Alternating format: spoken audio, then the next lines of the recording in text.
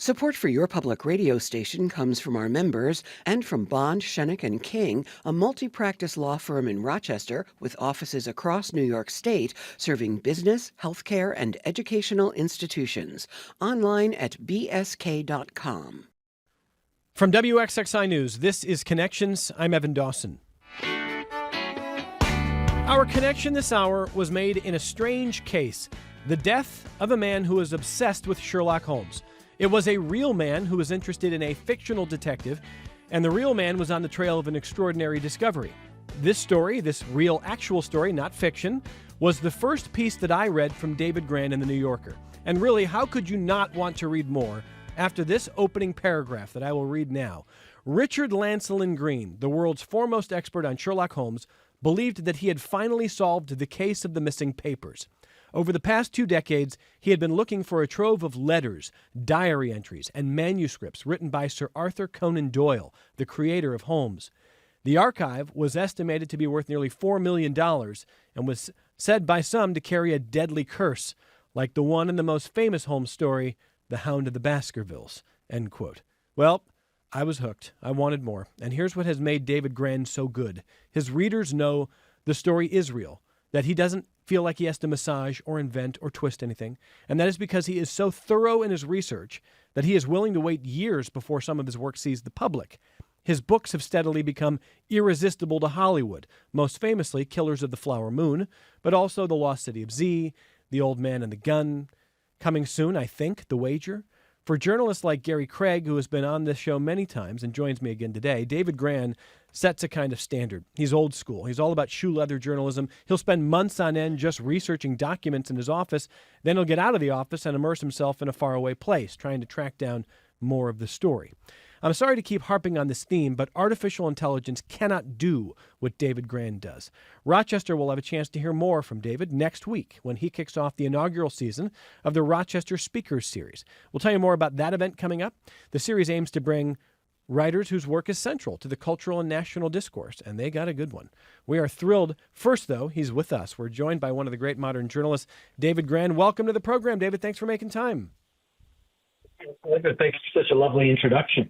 And welcome in studio to Nancy Klotz, president of the board of the Rochester Speaker Series and co-founder. You're just as excited, I think, as everybody here. Welcome to you. Thanks so much. Absolutely. Can you believe this is finally real? You've been working on this for a long time. We have been working for quite a long time, and we're thrilled. And Gary Craig is with me as well. I needed another journalist who's really the David Grann of Rochester. Would you take that? That's high praise. Thank you. Can I put that on my tombstone? Yes, you could. That's pretty good. You put that right in your business card. That's pretty good.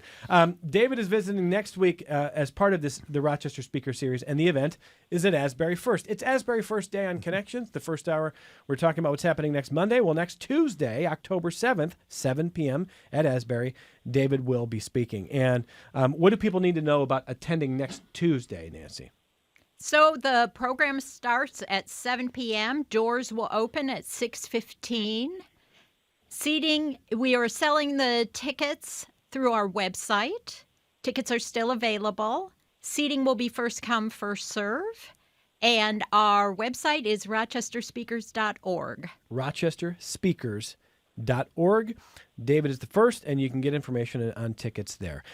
So, David, years ago, I had a conversation with a nonfiction writer on the show who told me, you never want to let Hollywood get a hold of your story because Hollywood can't resist inserting a love story or inserting a whodunit where it isn't or something like that. And this writer was saying, if you're really good, then the truth can be better than what Hollywood can create. And yet here we are, a lot of people know your work for years, but some people know your work through the films that are based on your books, like Killers of the Flower Moon. And I wonder, at this point, are you good with that? Are you pretty proud of the products you've seen on the screen?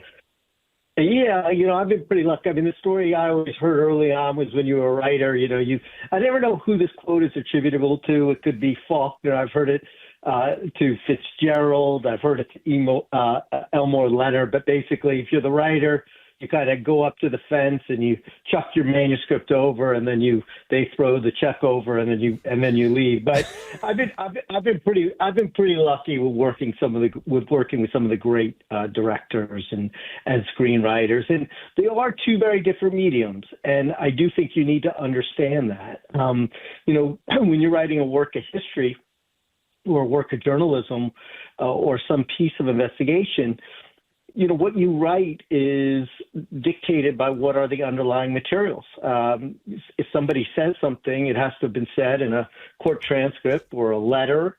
You can't just make it up. And there are places in books and works of history that you could never go. I mean, you don't probably see a lot of scenes in works of history that take place in the bathroom because those people aren't documenting those moments. And in films, you suddenly have a real person inhabiting these people, and they are expressing their innermost thoughts, even with just a blink of the eye. They are conveying meaning and emotion. But the important thing is, if you get it in the hands of the right people, like let's say Scorsese, and you could not have a better director than that in the world, that you both work towards the same truths through your same medium. And in doing that, you also bring more people to the story and these works of history together and hopefully combined. Well, I mean, I also think it's fascinating that Scorsese, and I suppose based on the interviews I've read with you, not just him, but his production team, were very, very keen on getting the little details right. Not even just the big details, but the little details, the lighting in a room. And they would reach out to you. But I mean, I as just a viewer and a fan, I respect their dedication to respecting your work enough to try to get those little details right.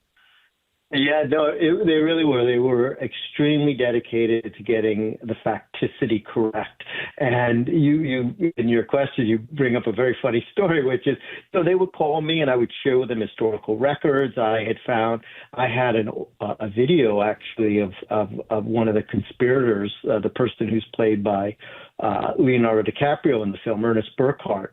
And I had a family that showed me a video of him, an interview with him as an older man. And so I shared that with Leo so he could get some sense of who this person was, hear the way he spoke, what he looked like, even though he was obviously much younger in the events that took place. But there was a moment when they said to me, so what was the lighting like in this house? And I really thought about it for a long time. And I said, the lighting in the house, I'm looking around my room and my stacks of documents and photographs. And I finally said to them, I have no idea what the lighting was like in that house. I mean, I knew they had certain power lights, but it was a question for them because they were, there is a visual medium. And so they needed to know what the lighting was in the house. But I laughed. I said, that one you're on your own on. That's such a great story. I at least cared that they cared. And speaking of the communities that really care about getting it right, I have read the extraordinary story of what happened when you went to share your book and your research with members of the Native community after Killers of the Flower Moon came out, because you never know exactly how a community is going to respond to a work like that. It turns out, I have read that they invited you up to the communal house. Can you describe that scene? Yeah, so when you work on a book, you really don't know if anyone. And I'd spent more than half a decade working on Killers of the Flower Moon, and afterwards I had spoken to the publisher, and I said, well, the one place I really need you to send me when the book comes out is back to these communities where all these people share with me their oral histories. So many Osage elders had entrusted me with their stories. And first they held a little event in Fairfax. It's a small town, and there's an old movie theater that's now kind of boarded up that was from that period of the boomtown in the 1920s. And they had an event there, and so many Osage came and lined up, and I signed books for them for hours on end. And then that evening they held an event for me up in Grey Horse, where they hold their dances at a community center. And they there were hundreds and hundreds of people there, and they presented me with a blanket. And I really have never been so overwhelmed by a moment. I don't think I'll ever have an experience quite like that again as an author, because it was a story. You work on a lot of stories in your life, but Killers of the Flower Moon, and for listeners who aren't familiar with it, it's about the serial killing of members of the Osage Nation for their oil money in the early periods of the 20th century. And it's a really sinister crime. And so you feel a certain burden and moral responsibility to hopefully get it right and to do justice to the people you're writing about. So that experience for me was unlike anything I'd experienced. And remarkably validating for members of the Osage community. And yet, in the last decade especially, I've seen more conversation both in the fictional and non-fictional spaces, and often in the young adult spaces, and a lot of different literary spaces about who should be telling, whose stories. You were occasionally asked yourself after that book came out how you felt being a white writer telling this very difficult and important story about the Native community. And, obviously you've said you've worried about getting every detail right, particularly so when you're an outsider writing about a different community. But what is your response to those who have argued that white writers should just leave it alone, should not attempt subjects outside their own identity? So it's a really good question, and I think it's a fair question to ask writers. I am someone, as a writer and as a reporter, no matter what you write on and no matter what you report on, by the very nature of the profession, you are asking people to share their stories with you. They may be widows, they may be people of different classes, different parts of the country. They may be people in France, of different cultures. So the very nature of the profession requires you to report and to document and to ask people questions. And I think it's less exactly a question of whether you should do it, but how you should do it. And can you be sensitive to it? Can you be judicious to it?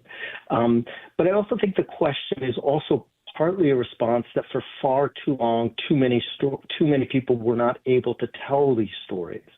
And that was a real tragedy and a real problem. And I think the answer to that is enabling and fostering more voices, because there is no one definitive account of history. History, we understand, and it grows by multiplicity of perspectives and sharing perspectives. And my hope is if you read Killers of the Flower Moon or you watch the movie, you may be so intrigued, and then you may go pick up a book by an Osage writer like John Joseph Matthews or Charles Redcorn or the poet Elise Passion, and hear these other perspectives and these other writers who all have so much to say. So I hope that answers your question. It absolutely does, and I want to just again salute the attention to detail and the devotion for your readers, and then eventually for those who saw the film, to getting those details right. It reminded me, in a strange way, of a conversation I had with my 13-year-old son, who recently, he's a big baseball player. He loves the movie Moneyball, but he said to me, he's like, "Dad, I was looking it up, and some of those baseball scenes at the end didn't exactly happen that way." And he was like, "Why did they do it like that on the screen?" And I said, "Well, they probably changed the sequence because of Hollywood wanted a certain ending." And he goes, "Yeah, but it was cool enough. Like what happened with the Oakland A's was cool enough." And, it had me thinking, David, why do we tinker if the details are compelling enough? Or maybe the better question is this: do you think there is a responsibility, especially for filmmakers who are making films and stories that are based on real life stories, to not fudge it, to not rearrange it, to not insert drama, and to let the story as purely as possible speak for itself? Yeah, I think it probably has some variety to that answer, in that I don't think everything fits into a neat box. And I think it also is important for transparency. So I think in Killers of the Flower Moon, for example, given the historical significance, if you're writing about really one of the worst racial injustices in American history, you have, I think, an extra burden to facticity. Now, inevitably, if you are dramatizing themes, you're going to have people saying things and dialogue that are imagined, but you have, I think, a much higher burden to make sure you are precise and not fudging any of the major factual occurrences, who were the villains, what were their motivations. I think that for a film like that, you really do have a burden, which is why and why I was so happy that Scorsese and the production team took that upon them and worked so closely with the Osage community to get those things right.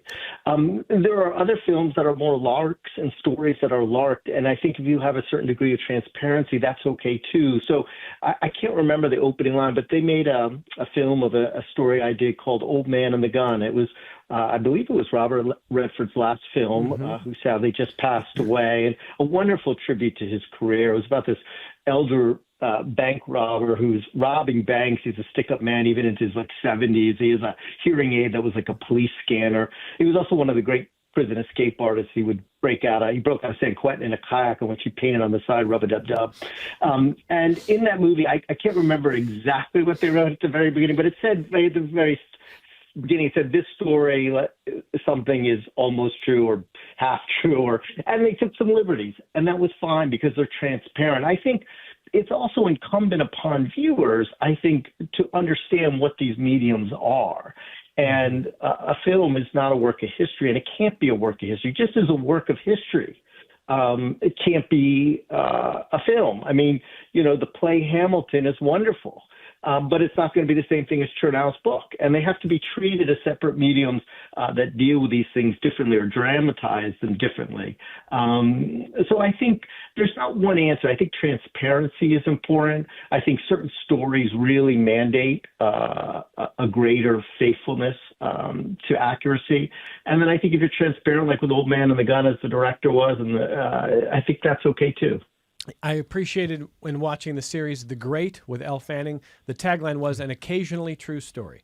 So that was helpful. Yeah, exactly. Yeah. So I think filmmakers should be transparent with viewers, and viewers need to be recognized the distinction. I am sometimes, a little bit why we live in such a visual medium and probably less of a literacy medium in terms of books. And, if you are just getting your history from films, then, you're getting a very limited view of history. But that's how most people do it. Come on, David. That's what I'm worried about here. So we should be reading more and buying more books. And Gary Craig, I'm not trying to just put an advertisement out for people like your work. Thank you. But your work could easily be movies and maybe will be series. Fingers crossed. It's maybe on that path, but we'll see. Exactly. But and I understand. If you read Killers of the Flower Moon, the film probably couldn't have been the book. No. The film is really more the second part of the book, and but I get why. I understand that. But Gary, I'm still much more wanting to see people actually engage with the literary source material. Is that naive of me in 2025, Gary? I would hope not, but it may be, sadly. It seems to be, I think as David said, that maybe where more people are opting to get their information. I have kind of a big picture question here. And David, I don't know if this makes me weird or not, but you're one of the authors who, when I read your work, I read it with 2 bookmarks. Robert Caro is another one, and that's because I obviously mark where I am in the book, but I'm so just overwhelmed by the research, the documentation you get. They also have one in the footnotes, so I'm constantly bouncing back and forth. I know, told you it sounded weird.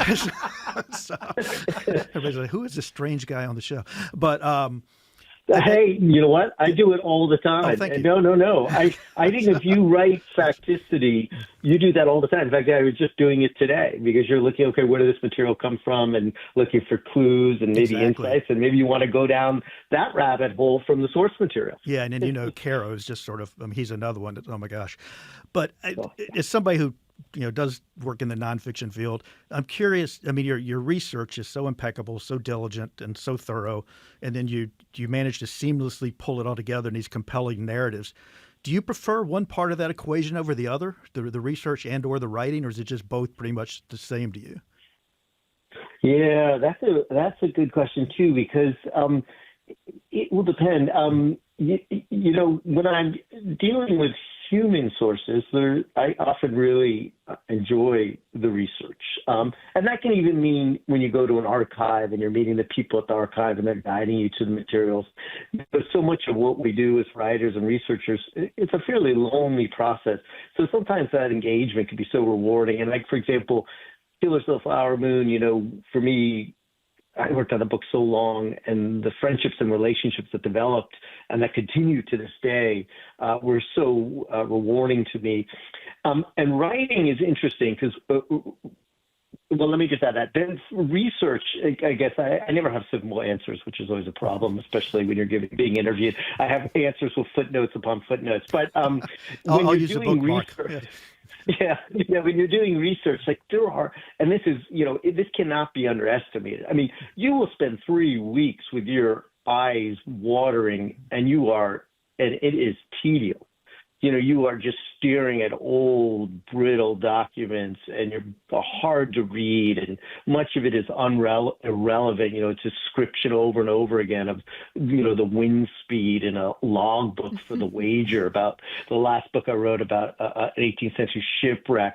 And then, though, you might just suddenly come across some gem, some poem scribbled in the side of a logbook, or some description of during a hurricane around Cape Horn, they sent the seamen to climb the mast because they couldn't fly their sails because the sails kept blowing out. And so the bodies, these kids climbed the mast and they clung to the ropes about 100 feet high, using their bodies as concave sails while the ship rocked from 45 degrees to one side to the other. You're just like, oh my God. And so part of the tedium that preceded that is part of the unbelievable and unfathomable joy, which leads you then afterwards to call your wife, who's really not that interested anyways. Can you believe what I just found? This is incredible. Or, you're looking at Killers of the Flower Moon and you're just going through these boxes and suddenly you see like these random documents in a box and you're, going through them. You're like, what is that? And then you realize it's the secret grand jury testimony that's never been made public. It is probably shouldn't even be in that archive. But someone had just dumped it in a file and marked, and there it is. And it suddenly gives you such insights into the story, into the people you're writing about. So there's a real mix of experience in the research. And then writing, similarly, I will have, I'm not a completely natural writer, so I will have days where I just, rewrite the same sentence or two sentences, and they are just utterly bewildering, belaboring, actually better word would be infuriating days where you end the day at dinner and your hours of work is completely disconnected from output. And it's kind of like, almost every other job, input correlates with output, but sometimes with writing there is really no correlation. And then you may have days where you just sit down for half an hour and you write 500 words. You're like, wow, those are really good 500 words. Am I done for the day? So you have that real mixed experience. And I suspect if you didn't have both, you wouldn't have the thrills and the joys along the way. I am loving this process conversation, Gary Craig. Oh, thank you. Listen, and Gary's question is such a good one for listeners who are just joining us. David Grann is with us here. One of the great American journalists who, I jokingly called Gary Craig the David Grann of Rochester. But in many ways, what both of you do so well is it's one thing to say, why are these grand jury papers here? It's another to know how to find the human story in them. It's another to say, I just went through a logbook that's a mile long, and I went through all these diary entries, but I can find something that's going to make Nancy Klotz go, get out of here. I've got to read more here. There's a real talent there, and David is one of the best. And Gary, you are outstanding in your own right, and you've probably had grand jury papers shared with you when you shouldn't have had them. Come on. Yeah, actually, it's funny, though. What David really made me think of, just in a very quick aside, was Heather Thompson, who wrote the Pulitzer-winning Blood in the Water about Attica. And she just happened to be given access at a clerk's office one day to all the grand jury minutes that had been kept secret forever. She just got the right clerk and said, "Oh, go downstairs and look at them." And sometimes that stroke of luck is everything that you need there. Exactly. And let me just jump in and say, for listeners who are popping in here, you can see David Grann next week. Nancy is. Are you excited? I mean, is this making you more excited for next week, Nancy Klotz? Absolutely. And we are just so thrilled to be launching our new programming with these kinds of remarkable writers, starting with David Grann. Next week, the Rochester Speaker Series launches its inaugural season. Next Tuesday, 8 nights from tonight. It's 7 p.m., Tuesday, October 7th. It's happening at Asbury First. If you want tickets, don't just show up that night. Get them in advance. Go to rochesterspeakers.org. Did I get that right? Correct. Plural speakers. rochesterspeakers.org. David, we'll be there for that. After we take our only break of the hour, we're going to come back and, he mentioned The Wager. First, I want to dig into some of the process here, because if you watched CBS Sunday Morning or 60 Minutes with David, he makes it seem like he's got these documents in his office. Like everybody's diary from the 19th century is just sitting in David Grann's office. I want to know where he gets this stuff. So we're going to take this short break. We'll come right back with the author on Connections. Support for your public radio station comes from our members and from Mary Cariola Center, supporting residents to become active members of the community, from developing life skills to gaining independence. Mary Cariola Center, transforming lives of people with disabilities. More online at marycariola.org. This is Connections. I'm Evan Dawson. You can tell how good of a researcher I am. I got David Grann, one of the best ever, on the show, and I can't even figure out if The Wager is becoming a movie. So before we get into how he did some of the research, David, can you update us? Is Scorsese doing your book, The Wager, as well? I certainly am hoping so. There are, movies. I once joked, my first book was called The Lost City of Z, and it was about these explorers who disappeared in the Amazon looking for an ancient city. They called the City of Z in the 1925. And I often say, getting a movie made, it's easier to find a lost city in the jungle than getting a movie made, but at a less winding journey. But yes, I was thrilled after what they had accomplished, Leonardo DiCaprio and Scorsese, in the development of Killers of the Flower Moon. So I was thrilled when they were attached and decided they wanted to adapt The Wager. And I know they've hired a screenwriter, and I believe, hopefully, there will be a script done soon. So fingers crossed. Well, I wanted to learn more about how you wrote the book, and it's called The Wager, A Tale of Shipwreck, Mutiny, and Murder. And CBS News shows your home office, where you're leafing through this ancient ship log with handwritten notes that are not easy to make out. And you said that you came across the story and found it interesting, as if you could just come across that story. I mean, and I'm sitting there thinking, like, how did you come across this in the first place? Where were you looking? How did you find this, David?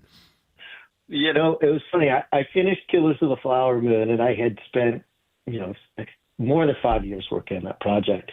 And then I did something small in between for the magazine, for the New Yorker magazine, but then I was kind of like, well, what's going to be next? What's the next book? And I did that thing where, I tend to be just so mono-obsessed and so consumed with one project that I really struggle to see the outer world. I mean, I don't tend to not shave and clean my office. I probably smell, sadly, to the rest of my family members. And so when I finished that Killers of the Flower Moon, I remember just kind of sitting at my desk, and I still had a lot of all those records kind of stacked and around. And I just kept kind of thinking, what's next? And for several weeks, I felt like I just kind of stared into space, waiting for a divine inspiration. And finally, I was like, yeah, this is never going to happen if I don't, become active. And so I started to think, well, what interests me? And I kind of did various subjects. I thought, well, mutinies, that's kind of an interesting subject. And it's just kind of a strange form of rebellion. It takes place in the military.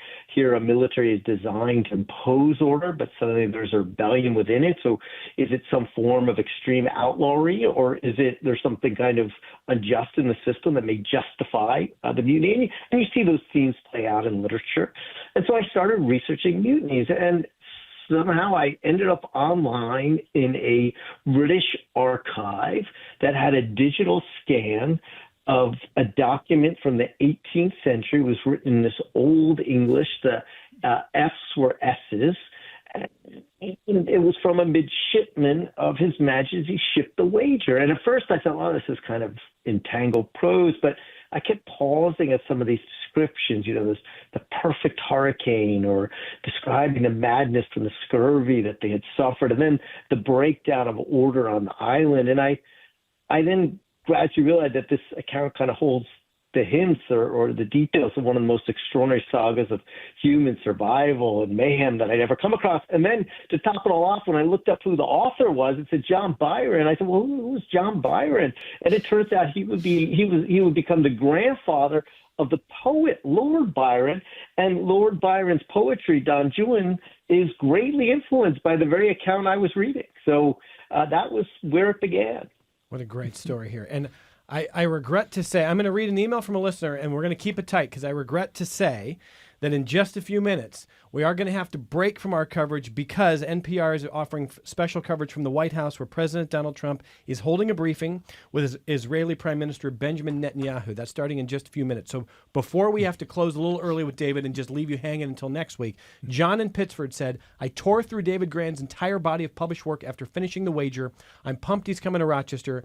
Can the speaker series talk about the vision for the series and how can people support it to revive book talks in Rochester? So briefly, you got about a minute here. Yes, You're it's up. absolutely fabulous. And we are thrilled to be beginning this speaker series and bringing these kinds of big names, best-selling authors to the Rochester area. For more information about supporting us, you can find that on our website. We're looking for volunteers, people who are willing to spend time. If you would like to do that, offer your talent as well as any kind of fundraising assistance is greatly appreciated. So I hope that helps. I think that definitely does. John, I hope that answers your question. Gary, you want to see the book talk world revived here, don't you? Come on. Oh yeah, I would. I was so excited when I found out about what was going on here. One, just that we're bringing these great authors too. Obviously, David Grann, who I'm a huge fan of. But it's so nice. I mean, we've had events like these before, Book Talk, Rochester's Arts and Lecture Series, years before that brought just marvelous speakers. So this is the ground floor, I know, but I bet it's just going to keep building. So I'm very excited about it. So here's what we're going to do. I just want to make sure everyone is set for this. And I want to hear, David's got to know this too. We're going to briefly break in about 2 minutes. It's going to be a very short break for people who are listening on the website, and we're going to be recording for the podcast. We're going to send the NPR portion of our platforms off so you can hear the live news conference. There has been some talk of negotiations regarding Gaza.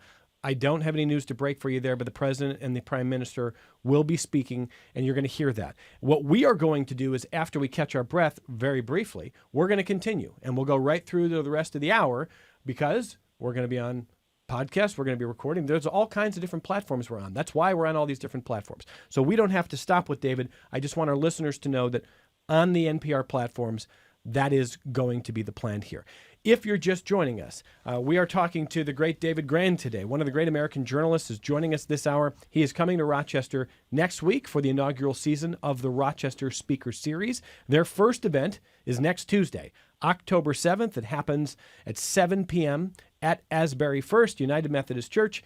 Asbury First is hosting, and unlike the event last hour, that is at Asbury next Monday night, this one you need tickets for, and they recommend you get them in advance. You can do that at rochesterspeakers.org. rochesterspeakers.org is the website. You'll also see they have a spring event that is coming as well. And just briefly, in 20 seconds here, Nancy, who's the spring speaker? Britt Bennett, 7 p.m., also a Tuesday night at Asbury, and we are equally excited to have her with us.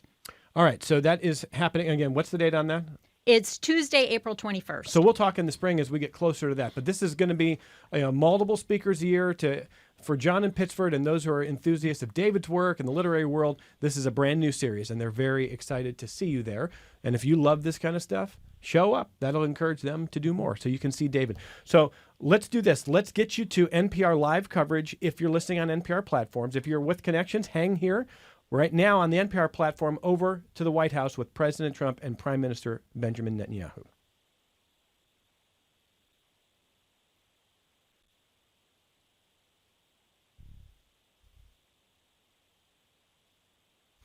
Okay, and now we continue on the other platforms that we're on here. Hey, that's the world that we're living in now, multiple platforms. And we've been talking to David Grann about process, about the work of journalism and what it takes. And I know that listeners hear me ask about this a lot, but David, I got to ask you about the idea of where we are going with the technological impact on our lives. And essentially, we had someone on this program saying recently that the work that people like David does is probably a waste of time. It's inefficient. David takes years to research documents, years to put this process together, and AI could just collate that for you. AI could search those documents a lot faster than you can, David Grann. And if you put in 8,000 or 10,000 words of a manuscript and you're hitting writer's block, AI can finish it for you.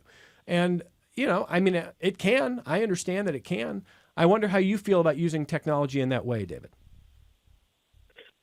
Yeah, I'm a dinosaur, and but I'm, in some ways I'm the worst person to ask because I almost don't even understand modern means of technology. I was the last person to use text. I mean, if I didn't have children and finally programmed my phone so that when they text me, their little names would pop up, I would have been bewildered. So technology bewilders me, and I'm sure AI will be of enormous help in many ways. I will say, in certain ways, I really am doubtful that it can completely replace humans. I'm hopeful that there are still roles for humans in this world. Part of it is, many of the documents I obtain they're not. I would say the majority of them are not on the internet. I mean, you couldn't just scrub them. I mean, the documents for Killers of the Flower Moon were packed in boxes that probably hadn't been looked at for, close to a century. Similarly with The Wager. I mean, most of the records I looked at, had probably not been pulled out of archives for, several centuries. So I don't really know how the AI would be able to access them. And I do think, like, from the little bits I've seen of AI, I've sometimes used it as a Google search, like kind of a high-end Google search. But, there's a certain commonality to it, a kind of an average. So it's very fast and effective. But, I'm sure I may one day die, but and be proven wrong. But when AI can write like William Faulkner, I mean, then maybe we can have a conversation. But I just think there are human voices and human eyes that are able to put together language in so many original ways that some scrubbing or some averaging out of some algorithm is never going to generate. So perhaps if you want a really quick memo or an email, AI might work. But I still think there will be a role for human originality and that human touch. At least I am hopeful that is the case. What do you think, Gary Craig? Well, returning to something David said earlier, he's talking about when you do that, that sort of the sluggish work of research, and then suddenly that nugget jumps out of you. He was talking about it perhaps handwritten in the margins of the document. I mean, oftentimes in court records, footnotes have the most interesting information, and I just don't know. I mean, maybe it will be that point if AI can perhaps compile and sort of narrow what you're working with. But I don't know if we're at a point where AI can find and recognize the distinction of those nuggets and how important they are to storytelling and narrative. I don't. Your thoughts, David? I don't know, but that's just my sense. No, that would be my inclination too. I mean, there is something about having a soul or a human touch of experience, of empathy and sympathy and passion. I think that when one interacts with documents and research or meeting people to document things, I just don't know if a machine can quite do that or pick up on that. And so I still think there will be a space. I mean, I think like I said, some people show me it like writes a memo or something and it'll be very generic, but that kind of generic prose. But is anyone going to be, there are just some wonderful writers and voices, and there just seems like a kind of it's a word algorithm, and so it's just a kind of a middling of everything that's out there, as opposed to the power of a distinct human voice. So I'm hopeful that those voices will still be heard, and we will not all be replaced by machines. I'm sure at one point it may be very effective for bits of research and finding things. But again, much of what is found in human knowledge is not all on the internet. It sits in archives, people's houses, and it sits interior in other human beings. And that's what reporting is. It's gathering those stories. So then once you document them, then maybe it goes into the AI machine, but it wasn't there before. Yeah, Gary Craig, I'm curious to know if you feel like you could use it to make your life more efficient. Part of why I ask right now, Gary, is Yes. I know that the youngest journalists in their 20s, as you and I Oh, yes. once were, if you can remember. At some point in time. I want to share this not at all to disparage. I really don't. This is not meant to disparage. This is meant to be an honest look at the challenge of being probably a very underpaid journalist in this country. You're 23 years old, you're 24 years old, you just want to work, you'll take a job anywhere, no one wants to pay you, newsrooms are shrinking, they're cutting staff. Now people are talking about AI doing the work instead. And, I've met 20-something reporters in this town who don't know the difference between a grand jury and a jury. I'm not meaning to disparage them. That's stuff you have to learn by doing it. If you didn't learn about that growing up, you got to learn it somewhere. I get it. But people are very green. And now their bosses are thinking, well, maybe we don't need you. Maybe the work can be just as good. And the work that David has been talking about and the work that you do, Gary, is the kind of work that you can't just collate this data and then have a story. It's recognizing what the story is, what the human story is. What does this note in the margins mean? What does that footnote in the grand jury notes actually tell us about something? I don't think, and AI is getting better. I know it's getting better. I'm not naive. I still don't think it can do that. And my worry is we're going to convince ourselves that it can do enough to replace more journalists and more writers. And we're going to be really bereft of smart process in the future. What do you think, Gary? I hope not. It is for some an easy out. I will use sort of the Google AI sometimes, as David was speaking, but to me it's almost like using Wikipedia. I still check the sources. It may give me the roadmap. Usually the information I find is Wikipedia. Oh, there you go. But it's exactly. It is a roadmap oftentimes to the better sourcing. There's all the sources hopefully at the bottom of the article. And so that's, I really hope we're not heading down that road. And we've both worked with young journalists, and I think it's the workload that can be overwhelming, but they still, I think, want to do it the right way. Well, David, your mother was the CEO of a publishing company, and the one piece of advice she gave you was don't become a writer.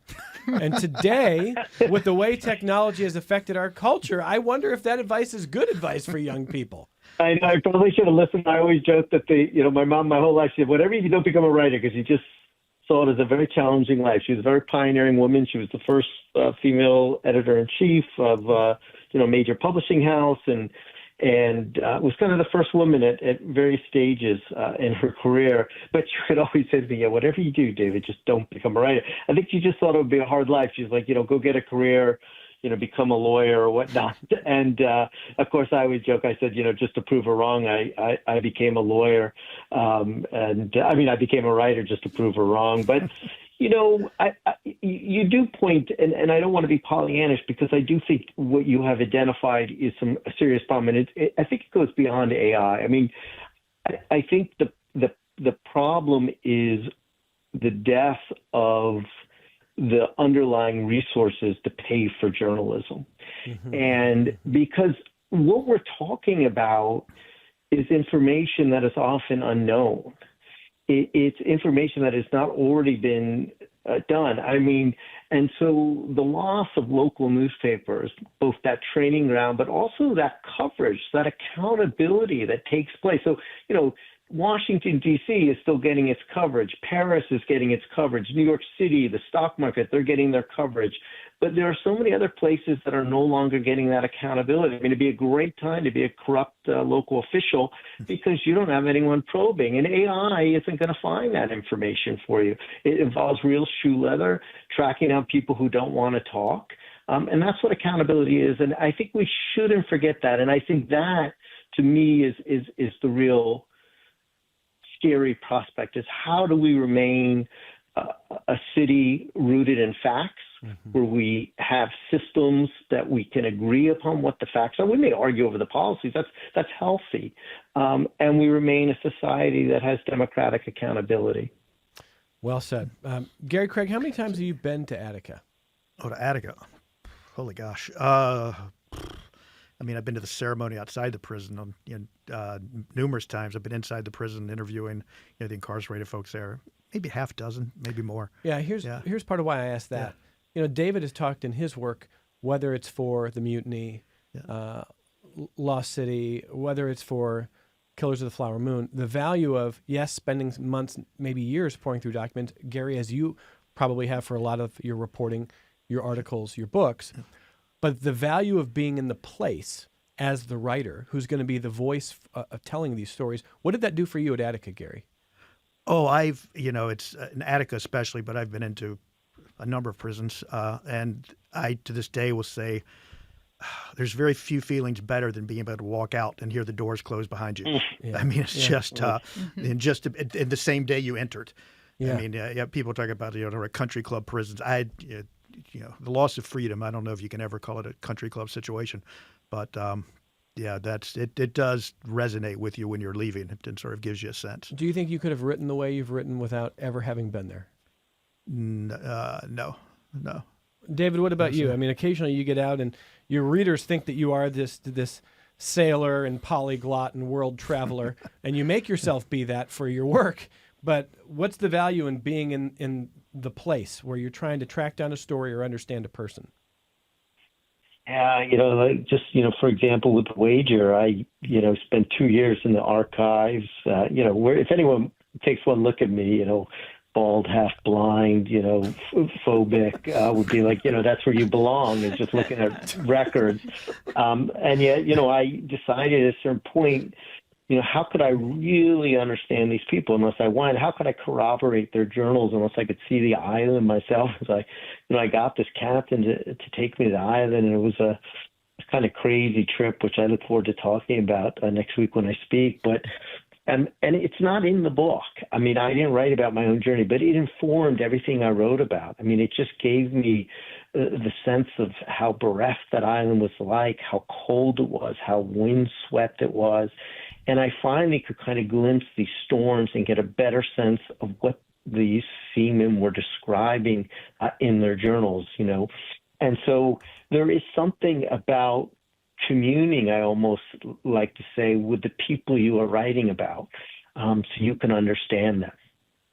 Well, I mean, it was the author Jeff Vandermeer last week on this program said he was reading a work of fiction by an author who he said clearly has never been in a dry well. And he said, I've been in a dry well. Your descriptions are not cutting it, buddy. Why did you not just take the time to figure, if you're going to write all this description? And we had a good laugh about that. But you never have to wonder with a great journalist's work like Gary or like David, if they're faking it or if they're stretching. I mean, it is so hard to do this work and to stretch it out over years, to have editors who are willing to give you the time. And Gary, I'm sure there have been times where people say, well, you're on deadline. We need this piece by Wednesday, which is why you're retired now and you're your own boss. So. And I still have deadlines. I don't know how that happened. You're terrible at retirement. I keep telling you. I keep telling you, you're so bad at retirement. But I just, as we get ready to wrap here, I just want to salute the value for readers like me of the work of people like Gary and people like David, because it is increasingly rare. And it's possible we'll look back at this conversation. People will say, well, that was quaint. You were worried that something was going away, and it never went away. We saw the value of it. We preserved it. Or, we're on the precipice of something that makes me very uncomfortable. Nancy, how do you feel about that as a reader? I just am a huge fan of both nonfiction and fiction for the compelling worlds you're able to enter. Well, I mean, I think that's well said. And David teased a little bit that next Tuesday he's going to be talking about process, about maybe a little bit of how the mutiny came together. And it's a great chance for our listeners to be part of the inaugural event in the Rochester Speaker Series. RochesterSpeakers.org is the website. Tickets are available. They would love for you to get them there. You're going to be there, Gary Craig. Oh, yes, I'll definitely be there. Okay. Yeah. And anything you want to ask David before we go here? It's sort of I don't know if it's a narrow question or maybe it's this. So reading The Wager, one of the themes that sort of evolves is obviously sort of the hubris of imperialism as you're reading it. I'm really going off track here. I know, my apologies. But I'm curious. I mean, obviously that settled with you in your research. When you see that theme, do you decide to make sure that it's obvious in the writing, or just the storytelling in and of itself is going to make it obvious, if that makes sense? Yeah. So what's interesting is almost everything I write about, I think I can go beyond almost everything. Everything I write about I know virtually nothing about these subjects when I began. I knew nothing about maritime life in the 18th century. I had never heard of the murders of the Osage until I learned about them. And so when you research these stories, I often don't know what the themes are or what they're fully about. And I never want to impose those themes on them. So hopefully the themes that emerge from the stories or that are being gnawed at are natural outgrowths of the story. And so the story itself speaks to them. And sometimes as a writer, you make sure they're being underscored to some degree so that the reader gets them. But they should always be, I can always tell if somebody is kind of imposing a theme upon a story. And I think that is part of the journey when you write about real stories. You don't know always where the story will end or what it's fully about until you get there. And those powerful themes and those powerful twists of the journey astonish you as a writer and hopefully have the same effect upon the reader. How's that, Gary? I love that answer. I want a tape of all of this so I can use this. Yeah. So much great stuff here. And David, you've been very patient, kind of hanging with us on a day where we've had some twists and turns. I want to thank you for that. And I just want to ask you before we go here, people can find your work on Amazon. Do you like them to find it in different places? Where do you want people to engage with your work? Well, I'm always a fan of local bookstores because we need to support them. So any of the local bookstores in Rochester are great. Amazon is great. Barnes & Noble. Anybody who wants to support books, I'm down with. And we are collaborating with Book Eater to sell signed copies available for pickup at the event.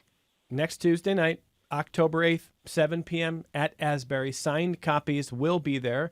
And thanks to Book Eater for that. I'm not thanking them. I'm not affiliated with this. I don't have to thank them. I'm just saying I love local bookstores too, and I like the shout out for that. Wonderful atmosphere. They do great work. Yeah, they do. Really, really important in this town.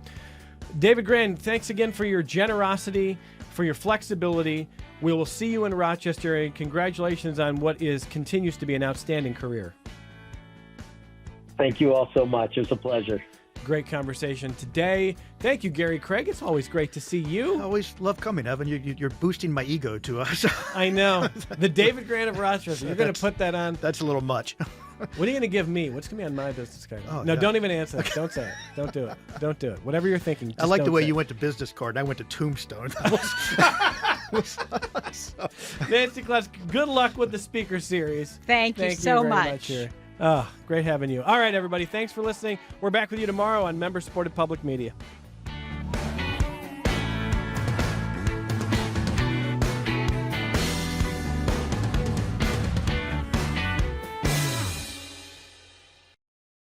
This program is a production of WXXI Public Radio.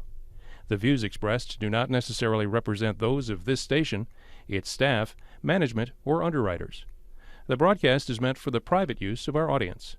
Any rebroadcast or use in another medium without expressed written consent of WXXI is strictly prohibited. Connections with Evan Dawson is available as a podcast. Just click on the Connections link at WXXInews.org.